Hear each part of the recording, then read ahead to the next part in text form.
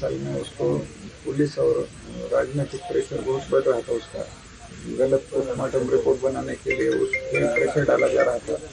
उसने वैसा शिकायत करने के लिए लेटर लिखे थे एसपी डीवाईएसपी को, लेकिन उन्होंने कुछ भी उस पर ये नहीं किया,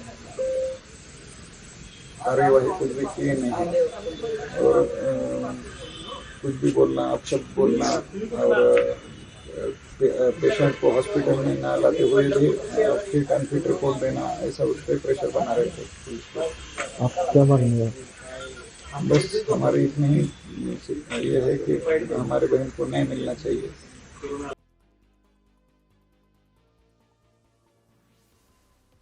पलटन शहर के अंदर एक महिला डॉक्टर करने के बाद उसमें एडी दाखिल हुए और बाद में जैसे ही पता चला है उसने उसके खुद के पाम यानी हाथ में एक लिखा था जिसमें 2 आरोपियों के नाम लिखे थे। एक उसमें हमारा अधिकारी है पलटन ग्रामीण का, वो और एक आदमी, ऐसे दोनों के खिलाफ गुना दाखिल हो चुका है।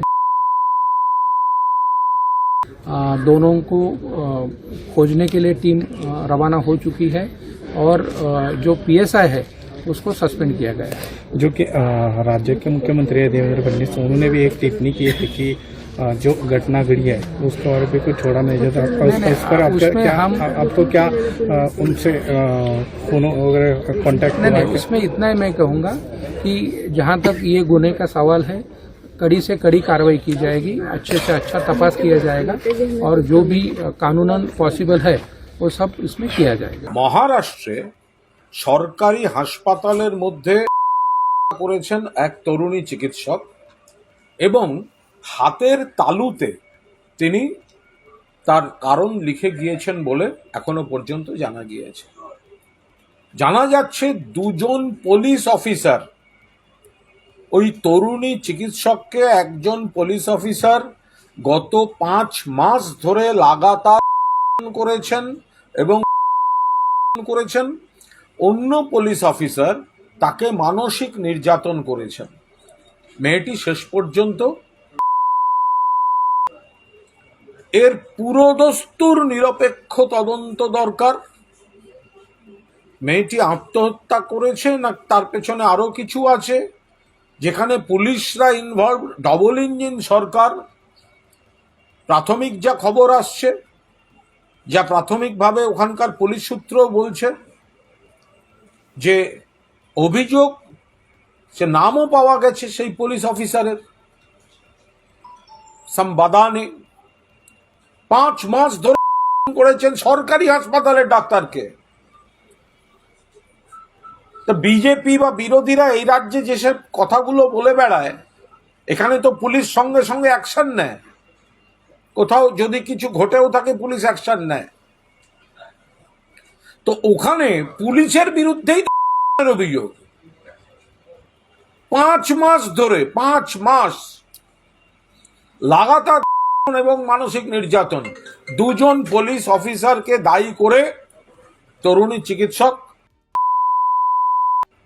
ভয়ঙ্কর খবর, মর্মান্তিক খবর। ফলে ডবল ইঞ্জিন সরকারগুলোতে কি চলছে